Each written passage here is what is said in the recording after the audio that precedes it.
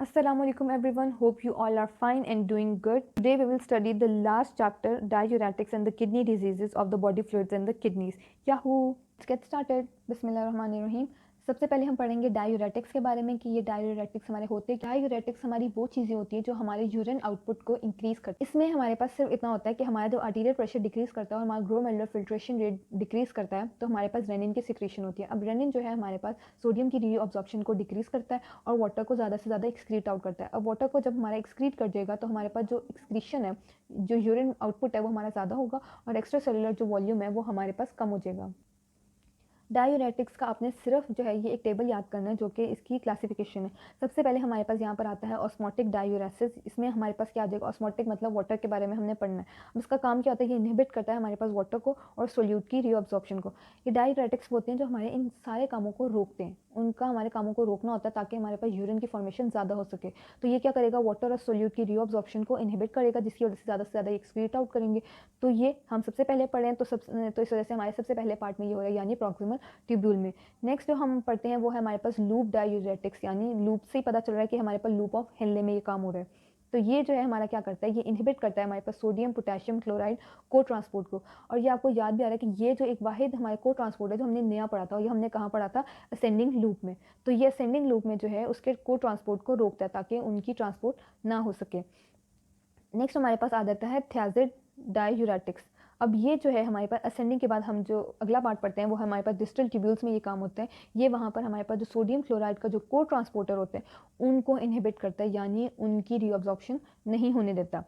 Next हमारे पास carbonic anhydrase inhibitors आ जाते हैं। कार्बोनिक एनहाइड्रेस से आपको पता चल रहा है कि ये हमारे पास इसका कोई ना कोई काम हाइड्रोजन और बाइकार्बोनेट से होगा। अब ये हमारा क्या करेगा, ये इनहिबिट कर देगा हाइड्रोजन आयन की सिक्रेशन को और बाइकार्बोनेट्स को रीअब्जॉर्ब कराने से, जिसकी वजह से हमारे पास जो सोडियम की रीअब्जॉर्प्शन है वो भी रिड्यूस होती है। ये हमारा काम होता है प्रॉक्सिमल ट्यूब्यूल्स में। जो नेक्स्ट हमारे पास आ जाता है वो है एल्डोस्टेरोन एंटागोनिस्ट। एल्डोस्टेरोन हमारा किस में काम करता है, सोडियम के साथ। ये हमारे पास सोडियम की जो है रीअब्जॉर्प्शन को डिक्रीज करेगा और हमारे पास पोटेशियम की जो सिक्रेशन है उसको भी डिक्रीज करेगा। ये हमारे पास होता है कलेक्टिंग ट्यूब्यूल्स में। इसको हम के स्पेयरिंग डायूरेटिक्स भी कहते हैं क्योंकि इसने उसकी सिक्रेशन को रोका है, उसको स्पेयर करती है। जो लास्ट हमारे पास डायूरेटिक आता है वो हमारे पास है सोडियम चैनल ब्लॉकर्स। इसका नाम से ही पता चल रहा है ये हमारे पास सोडियम चैनल जो है उसको ब्लॉक करेगा, यानी उसकी रीअब्जॉर्प्शन को डिक्रीज करेगा और हमारे पास यही पुराना वाला काम, ये पोटेशियम सिक्रेशन को डिक्रीज करेगा। ये भी हमारे पास कलेक्टिंग ट्यूब्यूल्स में होते हैं। ये टेबल बहुत बहुत ज़्यादा इंपॉर्टेंट है, एमसीक्यूज़ के लिए भी इंपॉर्टेंट है और ये यूक्यू भी आता है।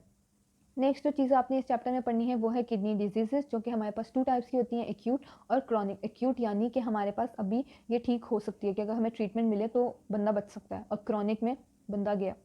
एक्यूट का क्या मतलब है कि हमारे पास जो है अब्रप्ट लॉस ऑफ फंक्शन, यानी इसका भी सिर्फ फंक्शन ही खराब हुआ, ट्रीटमेंट्स के जरिए हम उसको ठीक कर सकते हैं। अब इसकी आगे इन्होंने फर्दर 3 क्लासिफिकेशन की है। अब इसका ताल्लुक क्लासिफिकेशन का हमारी किडनी से है। किडनी को हम क्या कहते हैं, रीनल। तो हमारे पास प्री रीनल यानी हमारे पास किडनी से बाहर कोई मसला है। इंट्रा रीनल यानी हमारी किडनी के अंदर मसला है, किडनी को कुछ हो गया। और पोस्ट रीनल किडनी के बाद जो आगे हमारे पास सिस्टम है उसमें किसी में कोई मसला आ गया। अब प्री रीनल जो है इसका मतलब ये है कि उसका जो ब्लड सप्लाई, जो किडनी को पास ब्लड आएगा तभी वो कुछ करेगा ना, उसकी ब्लड सप्लाई ही कम है। इसका मतलब ब्लड सप्लाई कम है, हमें ब्लड पहुंच ही नहीं रहा, तो इसका मतलब कसूर किसका, हमारे हार्ट का। हार्ट हमारा फेल हो गया जिसकी वजह से हमारे पास कार्डियक आउटपुट नहीं हो रही, हमारा वॉल्यूम कम पहुंच रहा है और हमारी किडनीज तक हमारा ब्लड सप्लाई नहीं हो रहा।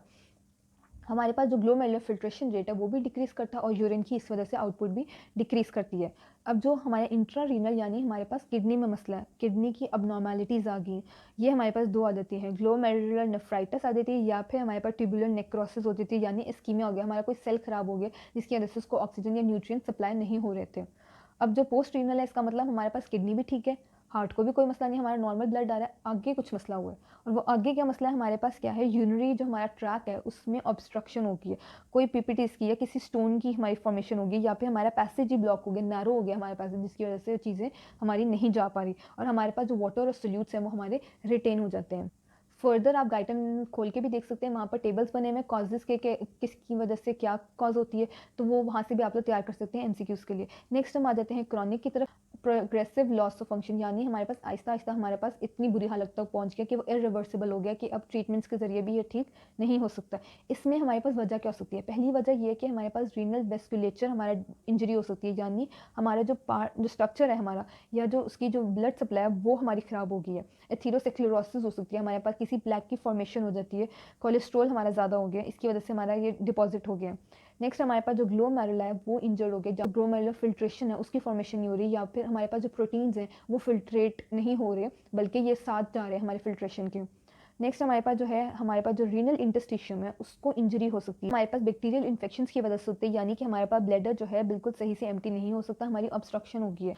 नेक्स्ट जो कॉज आ जाती है वो हमारे पास आ जाती है नेफ्रोटिक सिंड्रोम की, यानी हमारे पास जो है प्रोटीन्स हैं वो एक्सक्रीट आउट हो रहे होते हैं, हमारे पास ग्लोमेरुलर जो परमेबिलिटी है वो इंक्रीज होती है, और हमारे पास जो प्रोटीन्स है वो भी उसके साथ फिल्ट्रेट हो है, जबकि ग्लोमेरुलर फिल्ट्रेशन हम उसको इसीलिए कहते हैं कि हमारे प्रोटीन उसमें नहीं होते। या हमारे पास नेफ्रोटिक जो फंक्शन है वो हमारा लॉस हो जाता है, हमारे नेफ्रॉन में कोई मसला आ गया, उसकी सर्वाइवल ही मुमकिन नहीं है, या उसका कोई स्ट्रक्चर ऐसा है वो हमारा ख़राब हो गया, वाटर हमारा रिटेन कर जाता है, जिसकी वजह से हमारे पास एडिमा की फॉर्मेशन होती है। एडिमा की वजह से मतलब ये है कि हमारे पास सॉल्ट्स की कम है और रेनिन की सिक्रीशन ज़्यादा है, ये ज़्यादातर हाइपरटेंशन पेशेंट्स में होता है। लास्टली ये कुछ ऐसे क्लिनिकल्स हैं जिनका एक एक वर्ड का मतलब है, तो ये भी आप लोग को पता होना चाहिए। सबसे पहले आपके पास आ जाता है आइसोस्थेन्यूरिया, यानी हमारे पास जो किडनी की एबिलिटी है टू फॉर्म द कंसनट्रेटेड और डाइल्यूट यूरिन वो उसकी ख़राब होती है। इसमें हमारे पास होता ये है कि हमारा जो ट्यूबुलर फ्लो है वो बहुत ज़्यादा हो रहा होता है, कि इतनी जल्दी ब्लड फ्लो करता है कि काउंटर करंट जो मैकेनिज्म है वो सही से हो ही नहीं पाता, हमारे पास या नेफ्रॉन है वो हमारे डिस्ट्रॉय होते हैं, या हम डायूरेटिक्स यूज़ करें जो कि हमारे इन ट्रांसपोर्टर्स को इनहिबिट करता है। नेक्स्ट हमारे पास आ जाता है यूरेनिमिया, यानी हमारे पास ब्लड के अंदर यूरिया की कंसनट्रेशन ज़्यादा होती है। एजोथीमिया, यानी हमारे पास जो यूरिया की कंसनट्रेशन जो है हमारी प्लस नॉन प्रोटीन जो हमारे जो नाइट्रोजन कंपाउंड्स हैं उनकी कंसनट्रेशन ज़्यादा होती है। एसिडोसिस एज यूजुअल आपको पता है पीएच कम है और फ्लूइड हमारा ज़्यादा होता है। एनीमिया, इसमें हमारे पास क्या होता है, जो एरिथ्रोपोइटिन है उसकी कंसनट्रेशन कम है, तो हमारी आरबीसीज की फॉर्मेशन भी कम है, क्योंकि ये ही वही है जो हमारे आरबीसीज की फॉर्मेशन कराता है, और ये हमारे पास जो प्रोटीन है वो हमारी किडनी से ही रिलीज़ होता है। उसके बाद हमारे पास आ जाता है हाइपरटेंशन, ये हमारे पास क्यों होती है, क्योंकि हमारे पास ग्लोमेरुला है उसकी इंजरी हो जाती है, या जो हमारे ब्लड वेसल्स हैं उसमें विशियस साइकिल स्टार्ट हो जाता है और हमारा ब्लड प्रेशर जो है वो ज़्यादा हो जाता है। अब जो रीनल लेजन्स है उसमें हमारे पास क्या होता है, हमारे पास सोडियम जो है वो कम होता है और हाइड्रोजन हमारा ज़्यादा से ज़्यादा एक्सक्रीट आउट होता है, और जो रेजिस्टेंस है हमारे पास आर्टीरियोल्स की वो ज़्यादा होती है, जिसकी वजह से हमारे पास ग्लोमेरुलर फिल्ट्रेशन रेट कम हो जाता है, जो कि हमने ग्लोमेरुलर फिल्ट्रेशन रेट वाले टॉपिक पढ़ते हुए मैं आप लोग को अच्छे से समझाया था ये रेजिस्टेंस वाली बात। और एल्डोस्टेरोन की कंसनट्रेशन इंक्रीज होने की वजह से सोडियम की रीअब्जॉर्प्शन भी हमारी इंक्रीज करती है। This is all about the last chapter. अब यूनिट 5 ऑफ द गाइडन हमने कंप्लीट कर लिया। If you have any confusion, you can ask me in the comment section. I'm always available for you people. Khuda Hafiz. Tell me pretty lies, look me in the face, tell me that you love me, even if it's